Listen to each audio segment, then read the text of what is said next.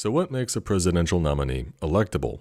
Well, because neither party base makes up more than 30 to 35% of the electorate, a nominee of either party must build a coalition with marginal voters, meaning people who don't reliably turn out and people who are inclined to swing their vote. While some of these marginal voters lean towards one party, most of them self-identify as independents. Long-standing conventional wisdom says that most of these voters sit ideologically in the center between the two parties, but that's a myth. The distribution of American ideology is not a simple bell curve, nor even a neatly dual-humped curve.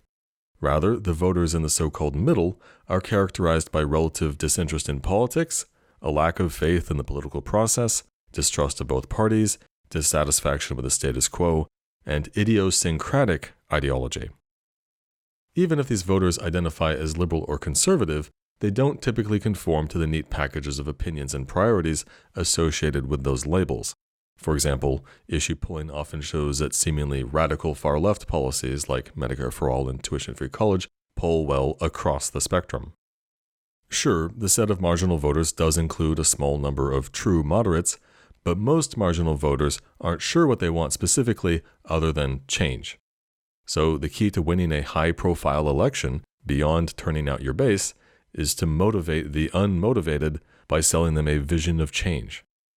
In our current era, where both parties, Congress, and most institutions of government enjoy record-low approval ratings, it's the candidate who represents change who wins, while the candidate who represents the establishment and status quo loses.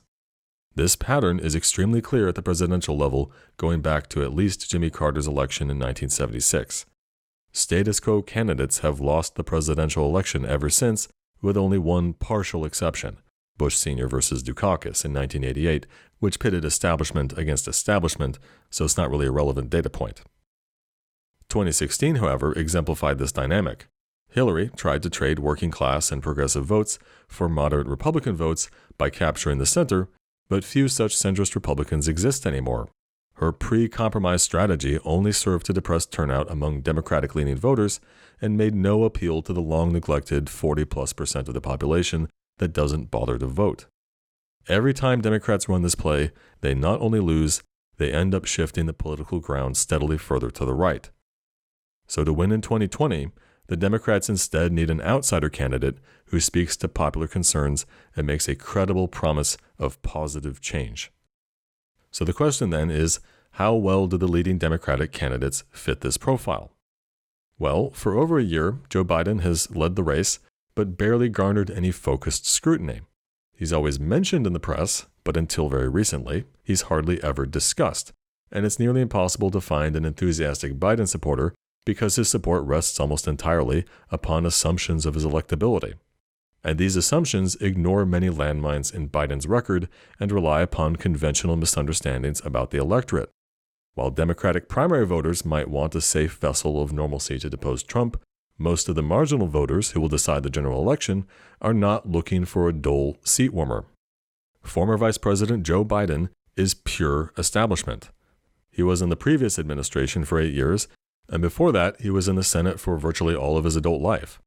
For 36 years, Biden served the tax-dodging credit card corporations of Delaware and made common cause with conservatives in the name of comity. Joe Biden has spent his whole career going along to get along. The peculiar unity détente in the Democratic primary has kept Biden's record out of the discourse thus far, but that all changes the moment he seals the nomination.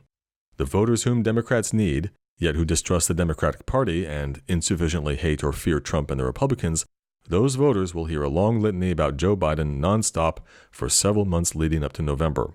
His support for cutting Social Security, his opposition to school busing, his push for the '94 crime bill, his support of the Iraq War, his support of the bankruptcy bill and his years of loyal service to credit card companies, his son's business dealings, and for good measure, he opposes marijuana legalization, so fickle young voters will surely be excited to turn out for Joe Biden. Biden's record provides a whole stockade of ammunition that Trump can use to depress Biden's turnout, which is really all Trump needs to win. Biden's campaign thus far in no way inspires confidence that he can overcome these obstacles. He has no positive agenda and no signature issues aside from being the guy who people think can beat Trump. And cruising on that perception, all that Biden thus far has offered voters is a symbolic return to the failed hope and change of the Obama years. And then on top of all this, Biden is often embarrassingly inarticulate, forgetful, and easily caught off guard. At 77 years old, Biden is only 1 year younger than Bernie Sanders, but mentally, Biden often seems much older. So like in 2016, the Democrats are poised again to confidently pick a candidate whose presumed electability is illusory. It's gone unsaid for so long, for over a year, but once you say it, it's really obvious that Joe Biden is actually one of the least electable Democratic candidates. For many Democrats who identify as progressive, Elizabeth Warren represents an alternative to the Democratic Party status quo, and so she seems to them like an outsider champion of populist economics and reform. From this perspective, she seems like a strong candidate. Her primary campaign, however, has highlighted her appalling political instincts and deep vulnerabilities. First, Warren has more than once misrepresented herself, most egregiously by claiming against evidence to have Cherokee ancestry, but also by giving a questionable account of her short-lived career as a schoolteacher. Also, she was a Reaganite Republican until the mid-1990s, yet she's never adequately explained her supposed conversion over to the left flank of the Democratic Party. Compounding these problems, when challenged on her history, she responds very poorly, doubling down even though she stands on shaky ground, and she transparently attempts to mask her evasiveness with liar's indignation. The other major problem is that despite running as the candidate of big structural change, Warren routinely prevaricates and retreats on issues like Medicare for All, or compromises them with needless complexities, making them much less comprehensible and inspiring. She is selling to voters the idea of having plans much more than she is pitching actual plans. This may appeal to highly educated primary voters, but to many marginal voters, it just reeks of know-it-all elitism, especially coupled with Warren's elite pedigree. Before entering politics, Warren had a long career as a corporate lawyer and as a tenured Ivy League professor. Like Hillary, she is consciously running as a girl boss technocrat, which is precisely the type of figure that thrills many Democrats but alienates everyone else. On top of these major problems, Warren has a dorky demeanor. Her supporters accuse anyone who sees this of sexist bias, but that ploy not only won't work in the general, it will backfire. People have eyes, and they will resent you if you tell them that they're a bad person who doesn't actually see what they see. Warren's personality is a turnoff to key voters that Democrats need, and it's not because she's a woman. In fact, her supporters only don't see the problem because she's a woman. If she were a man, they would see it for themselves. So, given her dorkiness, her poor political instincts, and her history of needless misrepresentation, Elizabeth Warren as the Democratic nominee would have near zero chance of winning the key swing states. She would be an even worse candidate than Joe Biden. Bernie Sanders is clearly the outsider change candidate. Even though he's been in Congress for 30 years, the charge of career politician doesn't stick to him because, for all 40 years of his time in office, he has stood outside the Democratic Party and outside the establishment ideological consensus.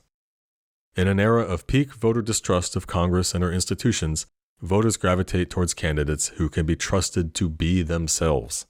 Whereas Obama presented as a figure of authenticity thanks to having little record to speak of, Bernie has a long record of consistency with only minor areas of ambiguity, mainly gun control. However you feel about his positions, Bernie is clearly authentic, unlike Biden and Warren, who both espouse very different politics today than they did earlier in their careers. For example, anti-Sanders Democrats have tried to paint Sanders as weak on race and gender issues because he emphasizes universal problems and solutions, which they say diminishes the plight of oppressed groups and lets oppressors escape judgment. But if you look beyond symbolic posturing, Sanders clearly has a much better record on any concrete concerns of these groups, and he has repeatedly taken real political risks on their behalf. Joe Biden, in contrast, slow-walked school busing, opposed abortion for decades, and was one of the leading forces behind the 1994 crime bill. Despite that, Biden very recently has tried coupling this record with counterproductive symbolic politics. In one case, in a recent appearance, Biden tried to very clumsily ascribe violence against women as a pathology of white culture. Aside from being a dubious claim, blaming the ills of the world on the culture of white men loses far more votes than it gains. Outside of the liberal base, most people, and that includes not just white men, see this style of wokeness politics as a self-serving and feckless career-boosting ploy by media elites. Despite enormous pressure from the liberal establishment and even from many of his own supporters, Bernie has very carefully avoided such rhetorical poison. Instead, he always redirects focus back towards concrete problems and solutions. Which raises another point. Bernie Sanders has extremely strong political instincts and tremendous discipline. Whatever the press throws at him, he stays on message and runs an issues and people-focused campaign. In an age of constant superficial distractions, Bernie barely disguises his contempt when pressed on media bullshit. Coupled with his consistency, Bernie then often seems like the only serious politician, the only one focused on real stakes. This, by the way, was a key part of Obama's brand and largely why he was successful. In contrast to most politicians, for example Warren, Sanders has avoided intermingling his personal biography with his politics. The story that Bernie sells to voters is about the unjust state of the country, not himself, and this makes it difficult for attacks on his person to stick. Another major factor in Bernie's favor is that he has the enthusiasm. To be sure, Warren has some enthusiastic supporters as well, but those supporters are mostly 100% lock anti-Trump votes anyway, whereas enthusiasm for Bernie is strong among very hard-to-reach and motivate demographics. If Bernie is not the nominee, most of those voters won't show up in November. Democrats can harangue Bernie bros on Twitter to vote blue no matter who all they want, but that's all wankery because they're not even talking to the right people. Again, Democrats in the wake of Hillary's loss seem to have developed a model of the electorate that completely ignores the disengaged and alienated, so they can't see that Bernie Sanders is offering them a lifeline to connect with these key marginal voters. The conventional wisdom is misled about these marginal voters because they take the polling on issues too literally. It's a futile exercise to nail down precisely what these voters want because they largely don't know themselves. What we can say, though, is that they're unhappy with the status quo. For the bottom 80%, our era is marked by stagnation and decline, and while on paper the 2008 recession ended years ago, people still see well-paying steady jobs with benefits being replaced by intermittent gig work and low-paying miserable service jobs. So voters can't tell you what they want, but they do know they want an outsider who stands against an unjust and dysfunctional system. Someone who can tell a good story about how the world got to be this way and what can be done about it.